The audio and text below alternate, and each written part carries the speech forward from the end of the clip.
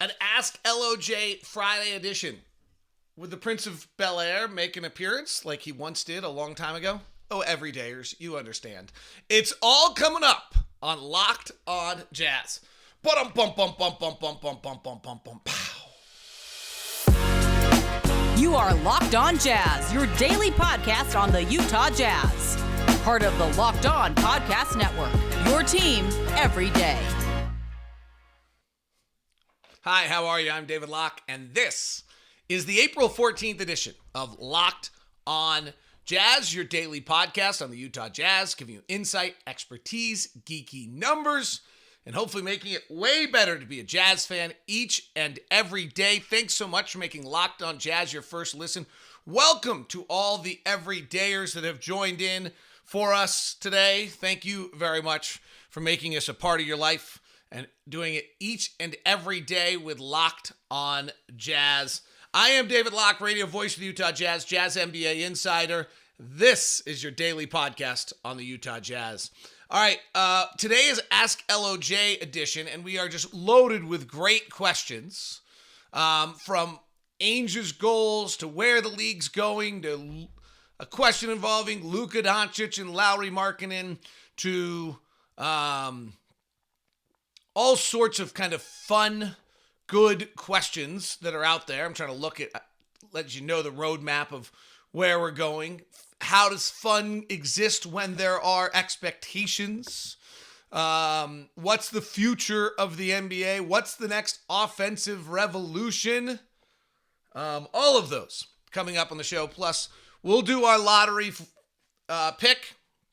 And depending on time, I did not think we'd get time, but we could. There was a chance we were going to do Points Gained Friday as well. But the questions that came in were really good today, so I've kind of pushed that off to the side.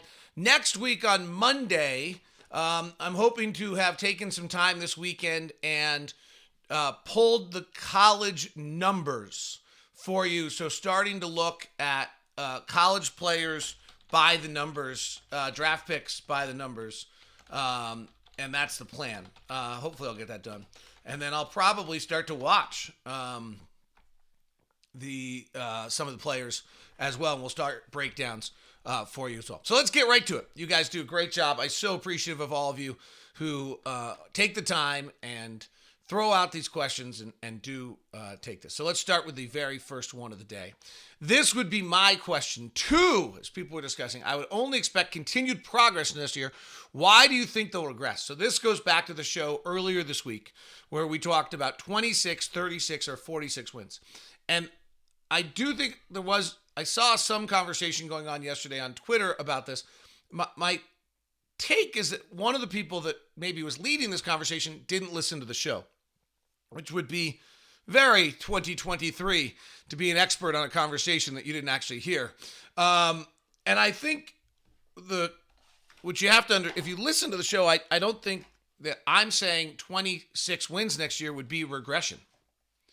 I think it would be actually a natural process in that by the 41st game of the year next year, if all is going well, you have maybe a point guard you just drafted with the 9th pick. You've got Ochai Agbaji on the floor. You've got Lauri Markkanen on the floor. And you've got a power forward type player or wing who you might have drafted with the 14th pick from Minnesota. And you have Walker Kessler.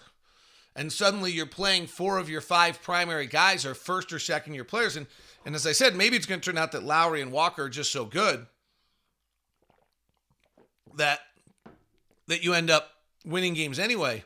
And maybe the front office is going to do something completely different, but the part of a rebuild and getting to a championship window is you have to open paths by which your players can play. One of the great things about the Malik Beasley, Jared Vanderbilt trade, and even Mike Conley aspect of it, though Conley was, I think, the piece that everybody wanted, so you didn't have a choice, is you open the path for Ochai to suddenly be playing. And you opened the path by which Walker Kessler became your starting center because Jared Vanderbilt wasn't around anymore. And without Malik Beasley, then Ochai starts to play. And then when Jordan has his injury, Ochai really plays. But if Beasley's still on the roster and Jordan has that injury, Beasley's starting. So I do think that part of this is you have to have a path open for your players to play. And if we're drafting 2 kids, you could end up with 4 of your 5 players being first or second year players. And you don't win a lot that way. I don't think it's a regression, and that the process toward the championship window that Danny and Justin talk about would be bad. I just think that that's a chance that that's the way. Now, the other thing is you go make some trades, you add some pieces, and you don't. And then you find, and those players complement everybody else. What do you think the Jazz would do with the Minnesota pick if the Thunder win tonight? Well, the first thing the Jazz would do with the Minnesota pick if the Thunder win tonight is they would incorporate it into their lottery odds for a chance to get Victor Wembanyama, right? Like that's really what they would do with that pick. The way it works right now is the Jazz are sitting at 9. They have a 20.3% chance of getting a top 4 pick and a 4.5% chance of getting Victor. If Minnesota, depends a little bit what happens with Chicago, Miami as well, but if Minnesota were to lose at 42-20, the Jazz would likely then have I think about another, it depends a little bit again on where it plays out. Miami would slide into the 14th spot if they lose today. Chicago would be in the 11th spot, so it depends a little bit on who wins and who loses. We would like Miami and Minnesota to lose, frankly, is what we would like. We'd like Oklahoma City and Chicago to win tonight, is what we're rooting for from a Jazz draft pick standpoint. And if that were to happen, then Minnesota, I believe, would be about the 13th pick of the draft, which would give the Jazz an extra 5% chance to move in. So 25% chance in the top 4 and another 1% chance to 5.5 for Victor. So that's what we would do with the pick. And then, you're going to use it otherwise. These are important pieces. You're taking shots, right? Only about 50% of all players after the after the first 9 picks of the draft become rotation players. 11 picks is usually the number. Become rotation players, so you're just taking a shot. And I think if, the Jazz seem to have hit on 2 already in Ochai Agbaji and Walker Kessler, neither of which the Jazz per se drafted, but they did develop them beautifully. If the Jazz win the lottery, how will it change the rest of the offseason?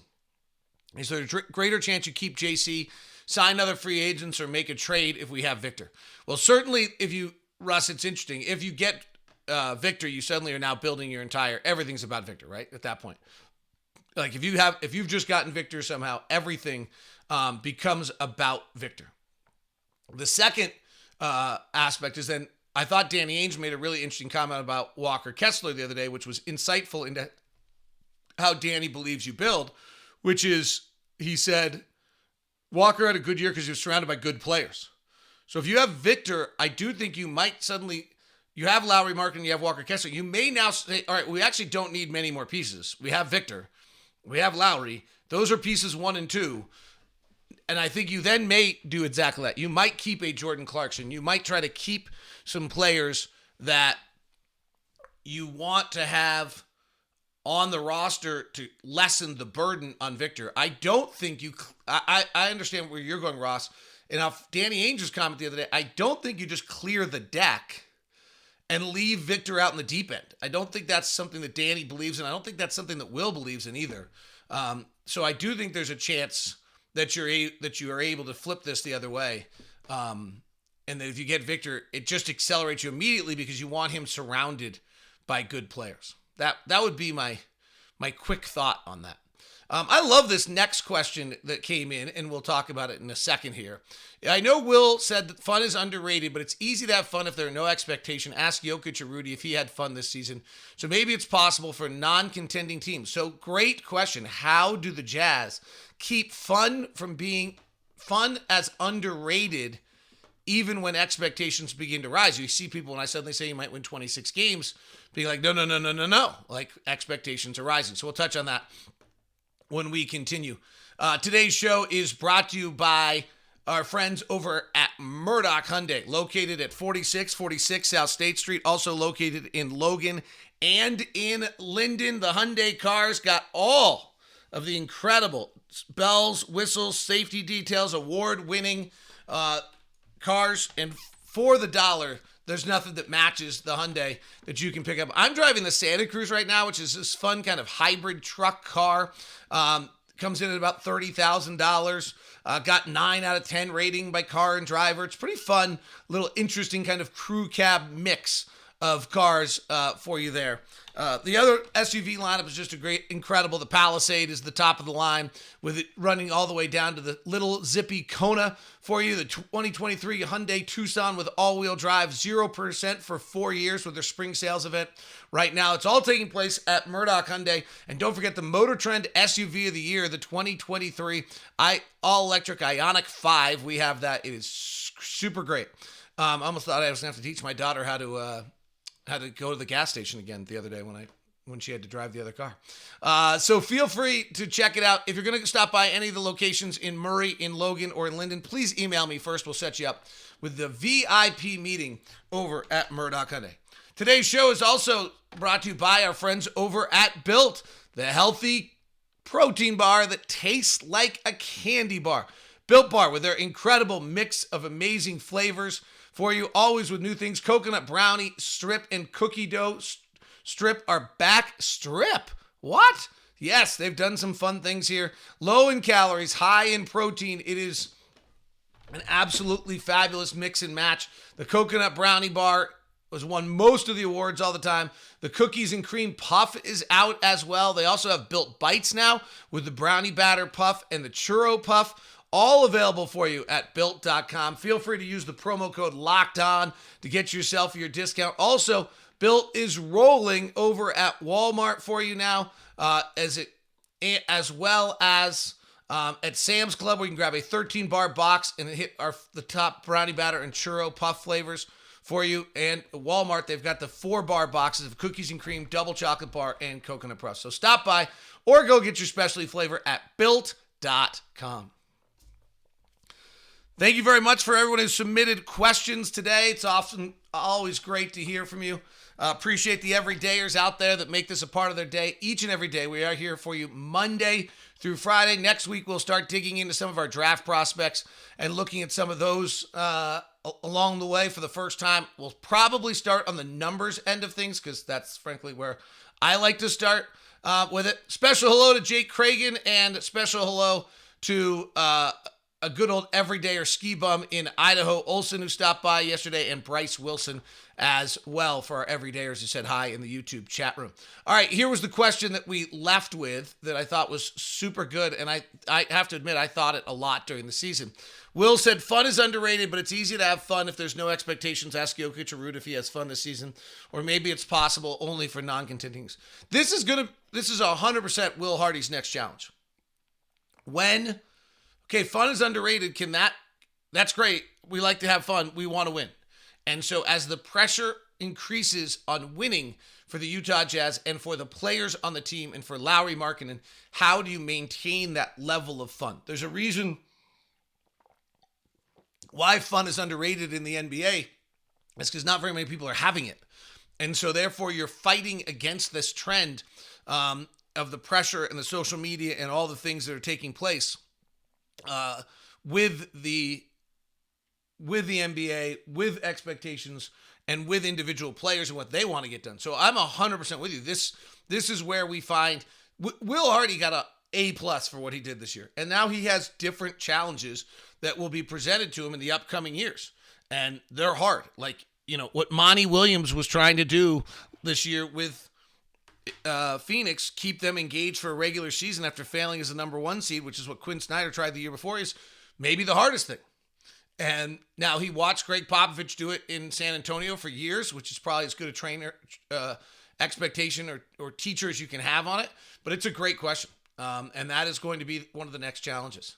Oh, here we go. Trade possibilities. If Dame Lillard's available for trade, and the ask was a D. Mitchell package, would you pull the trigger? I asked for his age, fit, lack of defense. Nope, I would not. I would not pull a trigger for 3 first-round draft picks for Dame Lillard at this age in his career. And quite frankly, at this point, if I'm negotiating a trade with Portland, and I think this is where they're in a little bit of a bind, is Dame's going to be 33 by the time the next season starts. He is coming off a masterful 32-point-a-year season, taking 11 threes, hitting 37%. He was brilliant. He's still 33, and his contract is so massive that, frankly, I would be saying to the Blazers, you know what? Like, we're doing you a favor. As great as he is, that contract is burdensome and preventing you from moving forward. And so, yeah, I don't think that I'm taking Dame Lillard at $45, $48, and $58 million in the next 3 years and giving up a buttload of draft picks. The other one that we have the cap space, so we'd be able to do it more easily. Someone trying to put together $45 million to get Dame is not easy. So I don't know that I'm, that's 3 first-round draft picks and 2 pick swaps. Am I trading 2 first-round draft picks? I'm getting a little hesitant here, and I want some protections you have to decide what your window is. Here's an interesting model on this, though. I do think the Jazz can have a dual path here, where you do try to go get somebody like Dame with your money. It does go away at some point. While Walker and Ochai and whoever you draft this year, and then you don't draft, and then you draft again the next year, suddenly you're 5 or 6 young players while you're trying to win with Dame, Lowry, and whoever else you have on your roster. And you're trying to win that way while those guys are developing. Then when Dame is done with his contract, then Lowry steps in with the young players that are ready. That's not the craziest model here. Bradley Beal could fit into that model too, where you're adding a big-time star right now. He and Lowry become your key pieces with the young players developing in a good environment. And then when that player's done in 2 or 3 years, then all of a sudden you step back with Lowry still young enough to go with these young guys, and you've won in between.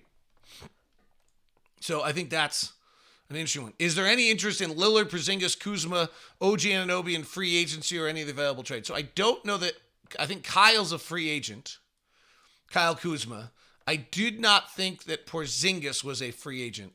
Porzingis is interesting. It would be Kessler, Markkanen, and Porzingis. We'd be mammoth. We'd be really slow. Porzingis is a player option, $36 million this year. So I guess he could be a free agent if he decides to opt out. He had a pretty good year. So I think that's worth a discussion. How's that? And I'll bet I've actually talked to some people and had that discussion. I think I find Porzingis still kind of this thing I'm willing to play around with a little bit. OG Anunoby is not a free agent. He's at $18 million this year. He's at $19 the next year. 18 for 23, 24, and he's a super interesting player. I don't know that I think OG Anunoby is the number one option. Watching him, I don't see a lot of wiggle off the dribble. I don't see a lot of playmaking off the bounce kind of stuff. So that would be the only thing I would say on him is I'm not totally sold that he is like a go-to max out player guy who I'm willing to do that to. And then we talked about Lillard already. And Kuzma, I like Kyle Kuzma. I liked him less as the year went on. I thought he got less good as the year went on. Maybe that was the environment. But early in the year, I really was high on Kyle Kuzma. I thought he was on the verge of a great year. What's the number one thing Ochai needs to work on this summer? It would be awesome if he got better at defensive rebounding. He has size. He just needs to be better positioned, more active on the glass. So you think it's defensive rebounding. At 6'5", that would not be where I would take him. I mean, I think... And I don't know actually how you work on this in the offseason. The 8 assists in his final game before he got ejected were a nice change. I would bet if I looked at his game log, he hadn't had 8 assists in probably 6 games or 7 games combined prior to that. He's going to have to be more of a playmaker than he was. He had 3 in the game prior, 0, 3, 1, 2, 3. So he had started to be a playmaker. He had 4 3. So you saw a little bit of that in the final 20 games to his credit. I think learning how to create off the bounce and create separation off the bounce would be where Ochai's next steps are. Everything he got was off the move and some curls, and then how do you create off that? He did, I think he got asked. I think he's actually hard right now to know what you're asking out of him. We asked him a tremendous amount in the final 10 games, and we'll probably ask the same out of him in Summer League. And then I think when the season starts, he won't do any of those things. Or he will do those off rarely as a kind of tool in his bag, not as a primary thing. So I think Ochai's really interesting in that regard, that he was, if I start to evaluate the most recent stuff I've seen as a primary go-to player, I thought that was a lot to ask out of Ochai, maybe too much. And so, I think when you start to veer him back, he's a complimentary 3rd or 4th scorer who's defending, rebounding to your point, creating for some other people and playing off of players in his primary minutes and running the floor in a big way as well. Oh, I just realized I never changed the billboard on the right-hand side. Oh, well, it happens. Speaking of Ochai Agbaji, it's time now for our Nissan Electric Player of the Week to close the NBA season for us. I think I've got to go the burden and the request on Ochai and how he handled it.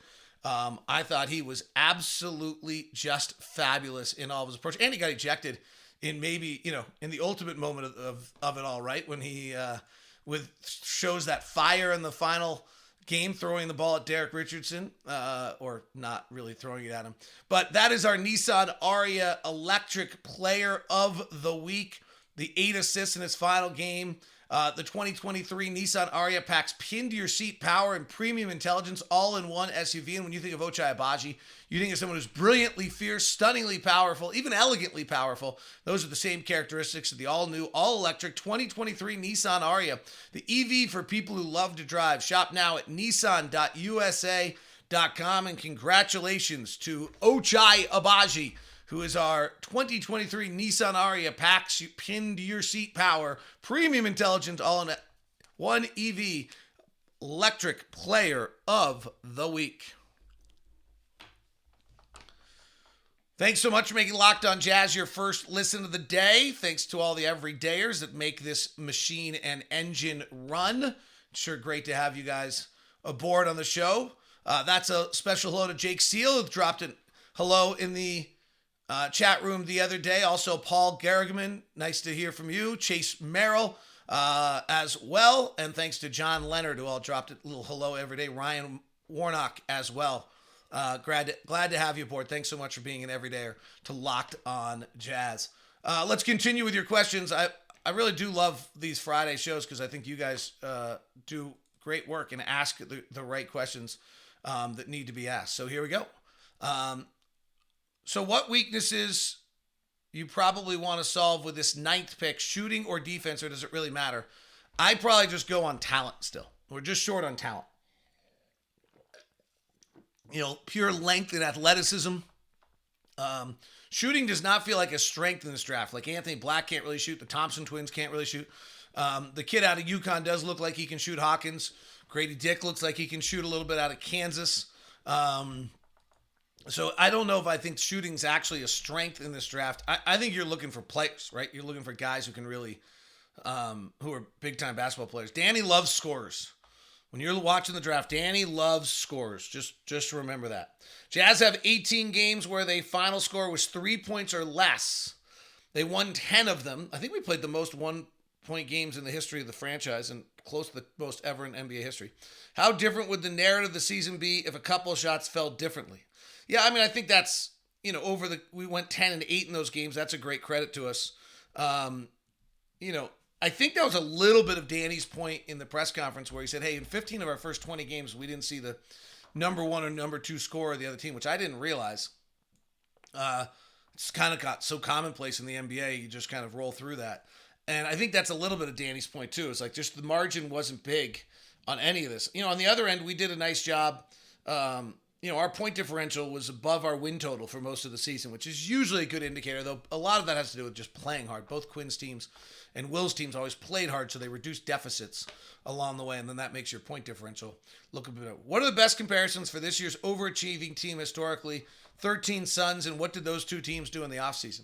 I mean, I think 13 Suns is what the Jazz were trying to avoid a little bit. The 13 Suns, it's Jeff Hornacek's team with the Phoenix Suns, and they're like in full rebuild mode, and Hornacek does a great job with them. Goran Dragic turns out to be better, kind of their version of Lowry Markkanen, turns out to be better than anyone expected, and they win 48 games.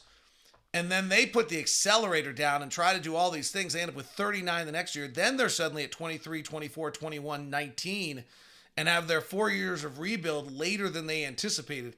That, I think, is what the Jazz are trying to avoid. That specific circumstance is the one of why I think that's the model our front office used to not get caught up in the wins and losses and the play-in and all of those kind of things. It's also why I don't think 26 is regression. I think 26 could be natural. Ainge said the number one need for the Jazz next year is shooting. Then he mentioned defense. Will he be open to acquiring shooters who aren't known for defense, or will he be only after two-way players? Well, I think when you're talking about only two-way players, we've dealt with this a lot. Like, if you think of an offensive wing and then you add defense to him, well, then you got Paul George, right? So I think if I had a guess here, I think Danny thinks offense is what you have to go get, and then you coach defense. And that defense has to do with effort and systems. But certainly, Drew Holiday is just an unbelievably great defensive player. But, right, so if you have a really offensive-minded point guard like Colin Sexton, and then you add defense, well, now all of a sudden you have Drew Holiday and you have an all-star. So two-way players are often, become all-stars. And I think that's... So, yeah, we want two-way players because they're all-stars. Talking draft picks and contracts out of the equation, who would you want to start the season? Lowry, Walker, Coach Hardy, or Luka, Kyrie, and Coach Kidd? Kind of fun. My quick thought is I just always will take the group that has the best player. And while I think Luka is tarnished a bit from what happened this year, I do think he's still the best player out there on that group. I think of those group of Luke, Lowry, Walker, Coach Hardy over Kidd, sure, though Kidd shouldn't be criticized. He had a pretty good year. Kyrie, I would just say no because I don't want Kyrie, but then I'll just trade Kyrie and I'll go get a new coach and I still have Luka, right? It's kind of the way I look at that. Like, I'll just take the best player. Is the future of the NBA a bunch of 7-footers who can kind of create and shoot? If the Jazz strike Golden Land Wembanyama or trade for someone like Porzingis, would you line up Kessler, Markkanen, Samanic, Olynyk, and Wembanyama? I don't know. I think the future of the NBA is all 7-footers. I do think the future of the NBA is length. Like, last year, nobody in the draft was under 6'4". We even saw in the WNBA draft. I don't think anybody in the WNBA draft was under 6'1" for like the first 13 picks. And I was just add 5 inches to a WNBA player to understand what they are. And that would make them 6'6". So, I think that's maybe women are getting a little taller. So you only do 4 inches, but regardless, it's the same concept in both games. But I don't think they're all going to be 7-footers. But anytime you can add length, I think you do it. So yeah, I do think it's going to be 6'6", 6'8", 6'9", 7 feet. Like, I don't think Lowry as a 7-foot 3 or 4 is going to be unique in a long time here in the NBA. I do think the Porzingis, Kessler, Markkanen thing's kind of fun. I think we'd be really slow, and we had a really big problem in transition defenses last year. So I think there's something to be concerned about there. Do you think the Jazz end up trading the Philadelphia pick for the future draft capital rather than take 3 rookies? So I think this makes a lot of sense. But you also can just draft a third rookie that's not on the same timeline as the first two, right? So if I looked at an NBA mock draft today, and you drafted, let's see, if I ended up on ESPN, and you drafted, let's see what they have the Jazz doing. The 9th pick of the draft is Grady Dick out of Kansas, who's 19, and you're hoping he's going to be ready to play fairly soon. And then you take the 16th of the pick of the draft and take Noah Clowney out of Alabama, who's another 19-year-old, but this is again my script where you win 36. So you've got those two guys who you are 2 or 3 years away. Then maybe you draft somebody at the back end of this draft who is, either one of two things. Like the ESPN has us taking Jaime, and I don't know his last name, UCLA, who's 22. So he's a plug-and-play, ready-to-go guy, and you just don't have a high ceiling for him. Or maybe you go take someone like Peyton Watson, who was drafted last year by Denver and is, a baby and undefined. And he's actually 3 years away from ever contributing. Your other guys are 41 games away from contributing. And so they're just, while they were drafted in the same draft, they're actually just on wildly different timelines. And so drafting 3 rookies at the same time, it's roster spots, but some of this is overrated now. When you have 3 two-way players, like, you don't want to be living on two-way players, but some of this is, I think, overrated. What do you think? Who do you think? This is Spencer, always every week, definitely and every day, or with one of these great questions. Who do you think logs more minutes in Game 1 of next season, Chris Dunn or THT? I will go with Chris Dunn for 2 reasons. He doesn't have a player option, and I think he makes the team, so I'm certain he's on the team. Where Talon, I'm not as sure, because he has a player option, could make himself available, and then I don't know whether we re-sign him or not. So that's a more difficult question. and a chance he's not on the team. So I'm kind of copping out here on this. I also think that with Colin back and if Jordan's back, then Chris Dunn's skill set becomes more important. What's the next revolution for the offense?